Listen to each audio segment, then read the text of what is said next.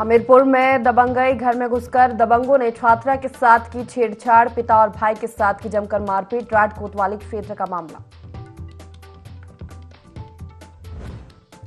रायबरेली में जमीन मामले को लेकर दो पक्षों में खूनी संघर्ष, 6 से ज्यादा लोग घायल। मेलेरिया थाना क्षेत्र के डिघिया बाजार का मामला।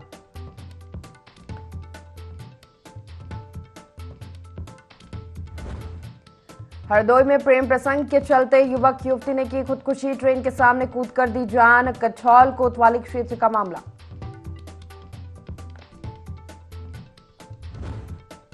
मुरादाबाद में रामलीला मैदान मुस्लिम समाज को दिए जाने का विरोध, विश्व हिंदू परिषद और बजरंग दल ने जिलाधिकारी को सौंपा ज्ञापन, कहा रामलीला मैदान हिंदुओं की आस्था का केंद्र।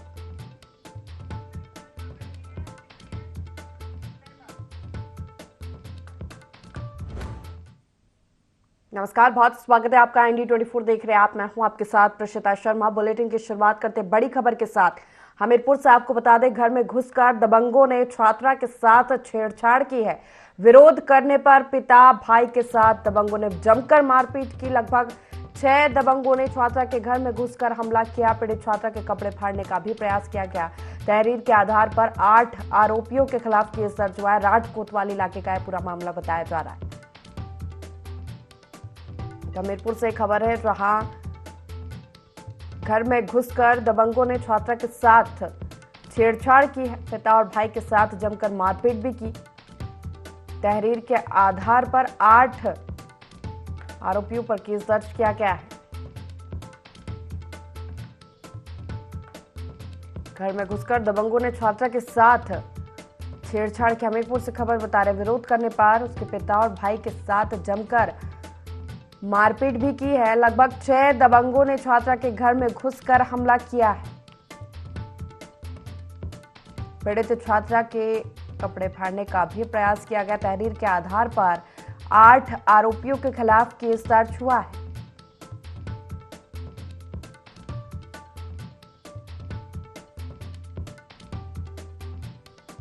तो हमीरपुर से खबर आपको बता रहे, जहां घर में घुसकर दबंगों ने छात्रा के साथ छेड़छाड़ की।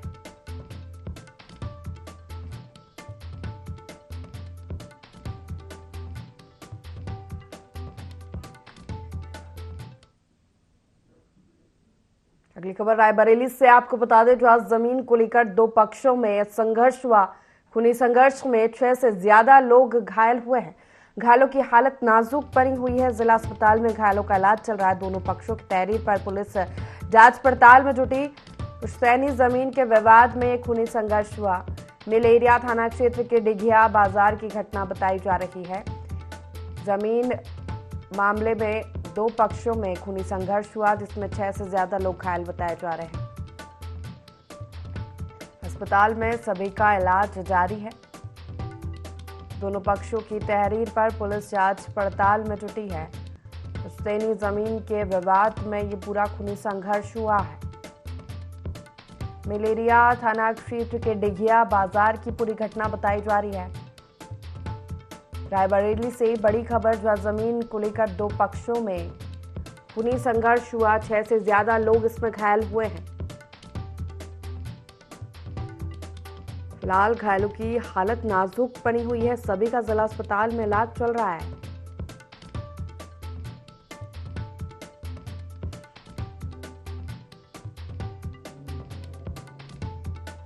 दोनों पक्षों की तहरीर पर पुलिस इस पूरे मामले की जांच पड़ताल में जुट गई है। बताया जा रहा है, पुश्तैनी जमीन के विवाद में पूरा संघर्ष हुआ, विवाद हुआ।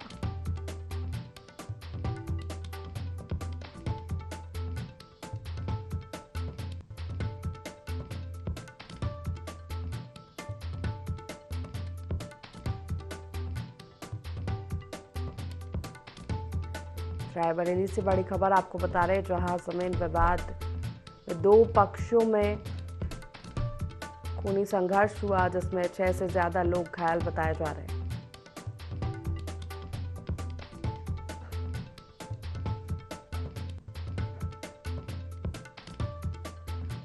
पुश्तैनी जमीन का पूरा विवाद बताया जा रहा है। मेलेरिया थाना क्षेत्र के डिघिया बाजार की घटना है।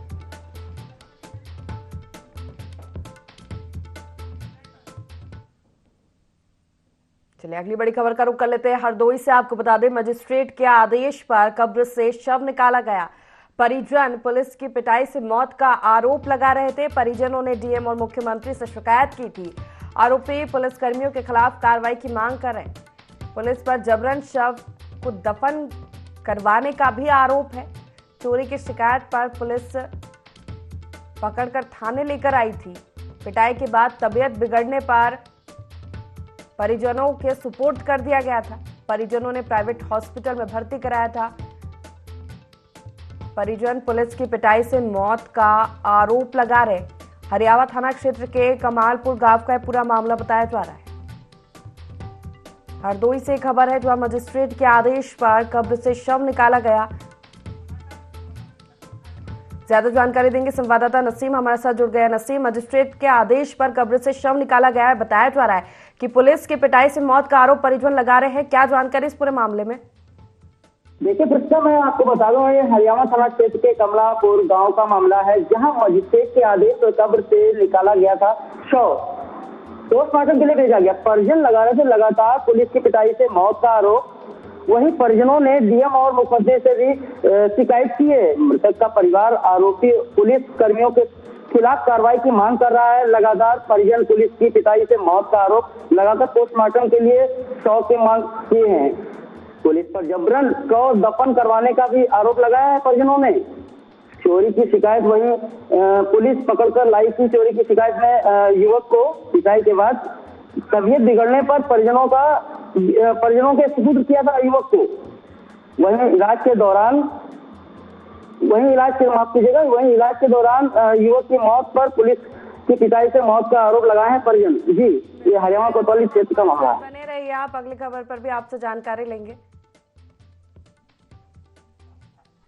हरदोई से खबर आपको बता रहे, जब मजिस्ट्रेट के आदेश पर कब्र से शव निकाला गया है। परिजनों ने पुलिस पर पिटाई का आरोप लगाया। पिटाई से मौत होना बताया जा रहा है और लगातार पुलिस पर कार्रवाई की मांग यहां पर परिजन कर रहे हैं।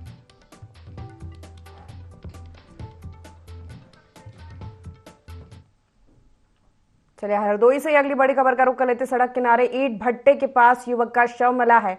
खून से लथपथ सड़क पर युवक का शव पाया गया। पुलिस ने शव को कब्जे में लिया। युवक के शव की अभी शिनाख्त नहीं हो सकी है। सांडी थाना क्षेत्र के अलमोखा गांव के पास की पूरी घटना बताई जा रही है, जहां सड़क किनारे ईंट भट्टे के पास युवक का शव मिला है।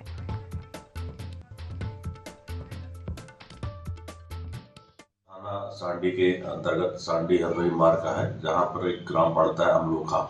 वहां पर ईंट भट्टे के निकट एक व्यक्ति, जिसकी उम्र लगभग 30 साल है, जिसमें यह लग रहा है किसी अज्ञात वाहन द्वारा उसको टक्कर मार दी गई, जिसमें उसकी मृत्यु हो गई है। इस सूचना पर तत्काल पुलिस मौके पर पहुंची है और शव को कब्जे में लेकर उसकी शिनाख्त के प्रयास किए जा रहे हैं। शिनाख्त होती है तो उसके बाद उसमें पंचायतनामा में पोस्टमार्टम की कार्रवाई कराई जाएगी। इसमें जो भी तथ्य आएंगे उसके अनुसार विधिक कार्रवाई कराई जाएगी। चलिए इस पर ज्यादा जानकारी देंगे नसीम हमारे साथ जुड़े। नसीम, सड़क किनारे ईंट भट्टे के पास एक युवक का शव मिला है। पुलिस क्या कुछ कार्रवाई कर रही है इस पूरे मामले में? देखिए, आपको बताया प्रश्न ये है, थाना सांडी क्षेत्र का मामला है, जहाँ पे एक गांव के किनारे युवक का शव मिला है। सड़क किनारे ईंट के भट्टे के पास मिला है अज्ञात युवक का शव। पुलिस को सूचना मिलने के बाद में मौके पर पहुंची है। युवक की शव को कब्जे में लेकर के, खून से लथपथ था जो युवक, उसका कब्जे में लेकर के पोस्टमार्टम के लिए भेजा गया है, जहाँ युवक के शव की शिनाख्त अभी पूरी तरह नहीं हो सकी है। जी, बहुत शुक्रिया तमाम जानकारी देने के लिए।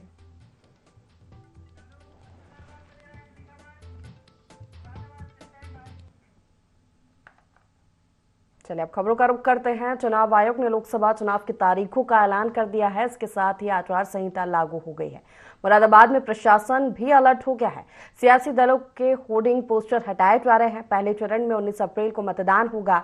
डीएम मानवेंद्र सिंह ने कहा कि नामांकन प्रक्रिया 27 मार्च से शुरू होगी। नामांकन करने के लिए उम्मीदवार सहित 3 लोग जा सकेंगे। नामांकन की अंतिम तिथि 30 मार्च है।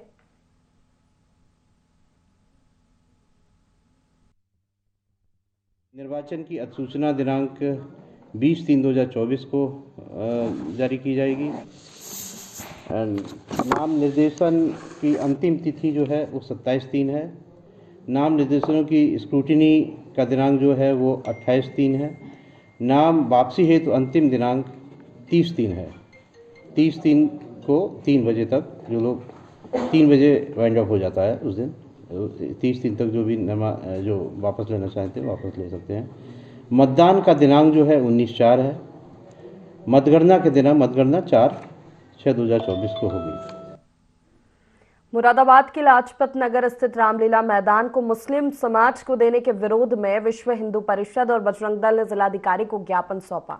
संगठनों का कहना है कि रामलीला मैदान हिंदुओं की आस्था का केंद्र है, लेकिन चंद पैसों की लालच में इसे विवाह कार्यक्रम के लिए मुस्लिम समाज को दिया जाता है। जहां मांस पकाया जाता है, इसे बर्दाश्त नहीं किया जाएगा।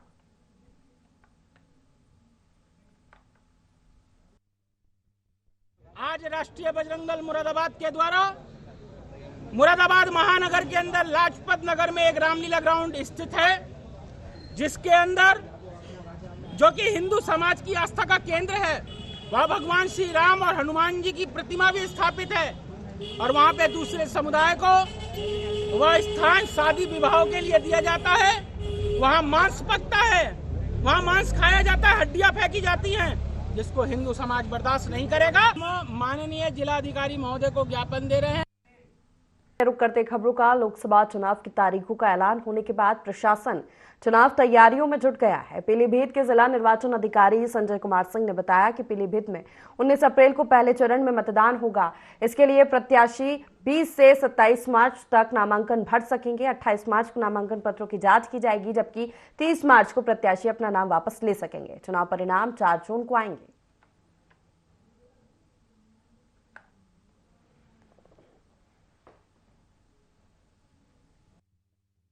पांच विधानसभाओं को लेकर कॉन्स्टिट्यूट होती है, जिसमें एक बहेड़ी बरेली की है और 4 जो है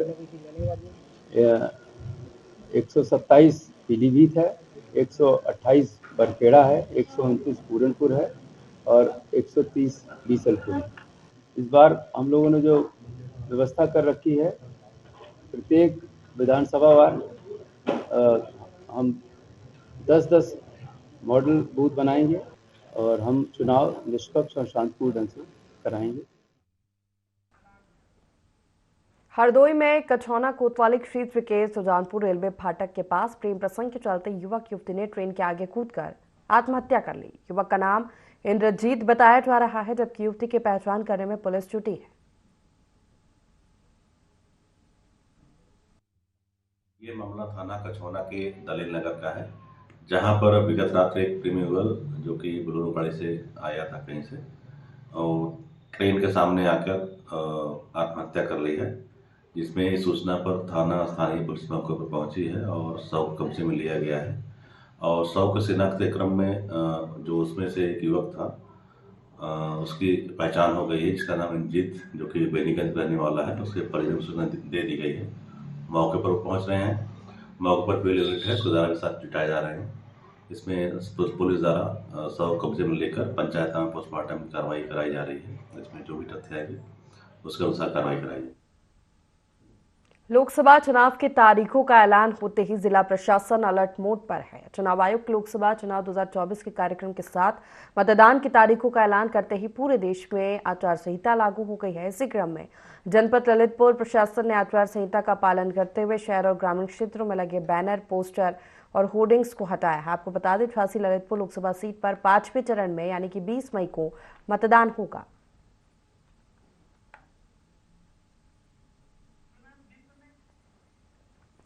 तो ललितपुर से खबर आपको बता रहे हैं, जहां लोकसभा चुनाव की तारीखों का ऐलान होते ही अब प्रशासन भी अलर्ट मोड में आ गया है। ललितपुर से खबर बता रहे हैं, जहां आदर्श आचार संहिता का पालन किया जा रहा है, जिसके चलते बैनर, पोस्टर और होर्डिंग्स हटाए गए हैं।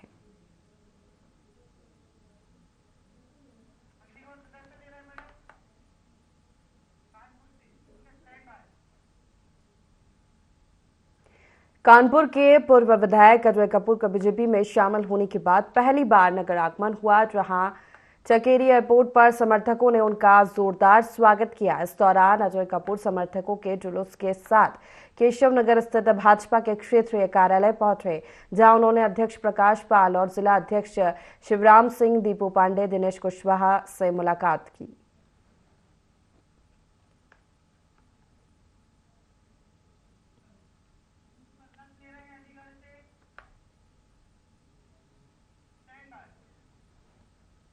अलीगढ़ में भगवान जगन्नाथ की रथ यात्रा बड़े ही हर्षोल्लास और धूमधाम के साथ निकाली जाएगी। भगवान जगन्नाथ की रथ यात्रा के दौरान 4 दिवसीय कार्यक्रम किए जाएंगे। अनिल सारस्वत ने बताया कि अलीगढ़ में भगवान जगन्नाथ की रथ यात्रा पिछले 16 सालों से लगातार निकाली जा रही है। पहले सूक्ष्म रूप से रथ यात्रा निकाली जाती थी, लेकिन जैसे जैसे भक्तों की आस्था भगवान के प्रति बढ़ती गई, वैसे वैसे रथ यात्रा का विस्तार होता चला गया और हजारों की संख्या में भगवान जगन्नाथ के दर्शन करने के लिए श्रद्धालु आने लगे। भगवान जगन्नाथ की रथ यात्रा के दौरान हजारों की संख्या में श्रद्धालु मौजूद रहेंगे, जिसको लेकर कार्यक्रम आयोजकों ने उचित व्यवस्था की है।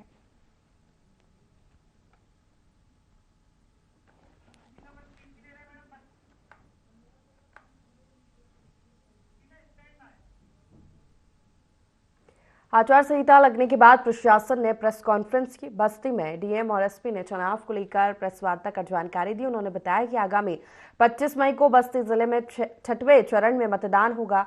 3 से 6 मई के बीच प्रत्याशियों का नॉमिनेशन किया जाएगा। 7 मई को स्क्रूटनी और 9 मई को प्रत्याशी विड्रॉल कर सकते हैं। साथ ही उन्होंने बताया कि वोटिंग के लिए 2151 पोलिंग स्टेशन बनाए गए हैं। डीएम ने जानकारी देते हुए बताया कि 50% सीसीटीवी की निगरानी में मतदान होगा। 18 लाख वोटर अपने मताधिकार का प्रयोग करेंगे। तो वहीं उन्होंने लोगों से ज्यादा मतदान करने की अपील भी की।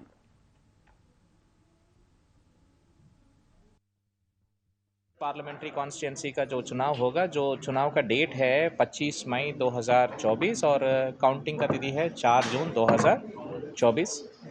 जो लास्ट डेट है नॉमिनेशन जमा करने का वो है 6 मई और स्क्रूटिनी है 7 मई के आसपास और विथड्रॉल का है जो 9 मई के आसपास। गजेट नोटिफिकेशन का जो डेट है वो है 29 अप्रैल 2024। जो 18,90,000 के आसपास वोटर्स है और पुरुष है 10 लाख के आसपास, 10,05,000 और महिला है 8,85,000 और अन्य है 98 और दिव्यांग मतदाता है 15,250 के आसपास और 85 प्लस की वोटर्स है लगभग 12,098 है, लगभग 2,151। लगभग 50% का वेबकास्टिंग की व्यवस्था है और अन्य जो सर्कुलर्स मिलेगा उसके हिसाब से हम लोग आगे बढ़ेंगे। आचार संहिता लगने के बाद जिलाधिकारी पवन अग्रवाल और पुलिस अधीक्षक प्राची सिंह ने प्रेस वार्ता की। उन्होंने बताया कि सिद्धार्थनगर जिले में लोकसभा का चुनाव 6वें चरण में 25 मई को होना है। साथ ही बताया कि इसको लेकर जिले में सभी तैयारियां पूरी कर ली गई है। शांतिपूर्ण मतदान के लिए आवश्यक दिशा निर्देश दे दिए गए हैं और उसकी मॉनिटरिंग भी की जा रही है। जिलाधिकारी ने मतदाताओं से ज्यादा वोट करने की अपील की। भारत निर्वाचन आयोग के द्वारा निर्वाचन की तिथियों की घोषणा कर दी गई है और तत्काल प्रभाव से आदर्श आचार संहिता भी प्रभावी हो गई है। उसी के क्रम में हम लोगों ने निर्वाचन से संबंधित सभी तैयारियां कर ली हैं हमारे जनपद में और हमारे जनपद में 6वें चरण में चुनाव होना है। 25 मई को निर्वाचन की तिथि होगी और 4 जून को मतगणना होगी। शांतिपूर्ण मतदान के लिए हम लोग प्रतिबद्ध हैं। ऑलरेडी फ्लैग मार्चेस और एरिया डोमिनेशंस हम लोग कर रहे हैं, जितने भी हमारे वल्नरेबल सेक्शंस हैं। इसके अलावा जो नेपाल बॉर्डर में हमारे शैडो एरियाज हैं, वहाँ मेरे और डीएम साहब द्वारा विजिट भी किया जा चुका है। वहाँ के लोगों को भी अवेयर किया गया है कि बिना किसी डर के वो लोग बाहर निकलें और मतदान दें। हमारे यहाँ जो फोर्स बाहर से आनी है उसकी भी अरेंजमेंट्स प्रॉपर हो गई हैं। जो फोर्स पहले से आ चुकी है उसको प्रॉपर ब्रीफिंग भी दी जा चुकी है। हम लोग प्रतिबद्ध हैं कि जो भी एमसीसी की गाइडलाइंस होगी उसका 100% अनुपालन कराएंगे। एमसीसी तोड़ने वालों के खिलाफ एफआईआर होगी। सभी मतदाताओं से ये निवेदन है मेरा भी कि आप लोग सब लोग आए 25 मई को अपना बहुमूल्य वोट अवश्य दें। चले कन्नौज से बड़ी खबर का रुख कर लेते हैं, जहां 6 साल की बच्ची का अपहरण करने की कोशिश की गई। हालांकि युवक के चंगुल से छूटकर भाग निकली बच्ची। लोगों ने आरोपी युवक को पकड़ लिया। सदर कोतवाली क्षेत्र का पूरा मामला बताया जा रहा है। कन्नौज से बड़ी खबर है, जहां 6 साल की बच्ची का अपहरण करने की कोशिश की गई। हालांकि युवक के चंगुल से भाग निकली बच्ची। लोगों ने आरोपी युवक को भी पकड़ लिया।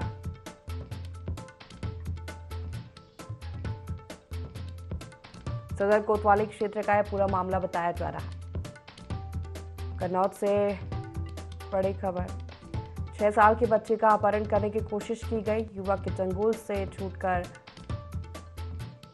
बच्ची भाग निकली। लोगों ने आरोपी को पकड़ लिया।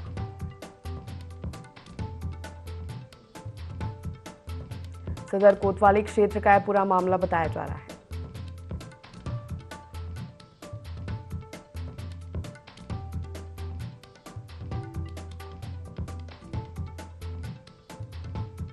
कन्नौज से ये बड़ी खबर है, जहां 6 साल की बच्ची का अपहरण करने की कोशिश की युवक ने। हालांकि बच्ची भाग निकली उसके चंगुल से, आरोपी को पकड़ा भी गया।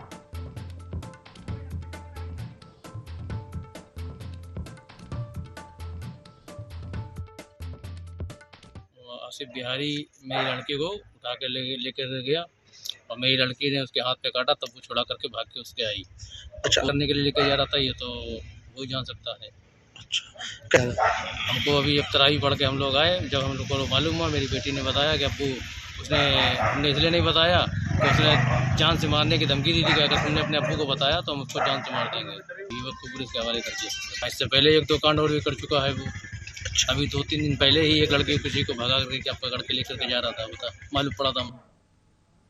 बहराइच शहर के मशहूर लेजर रिजॉर्ट में बड़ा हादसा हो गया। निर्माणाधीन भवन की छत के गिरने से कई मजदूर दब गए। आनन फानन में राहत और बचाव कार्य किया गया। मलबे में दबने से 2 मजदूरों की मौत हो गई, जबकि करीब 9 मजदूर घायल हुए, जिनका इलाज अस्पताल में जारी है।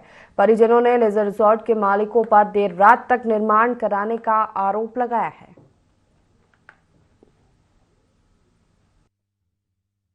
सूचना के अनुसार यहाँ पे छत गिरने से कुछ मजदूरों के दबे होने की खबर आई थी, तो इसमें पुलिस प्रशासन द्वारा जो है तुरंत ही राहत कार्य शुरू कराया गया।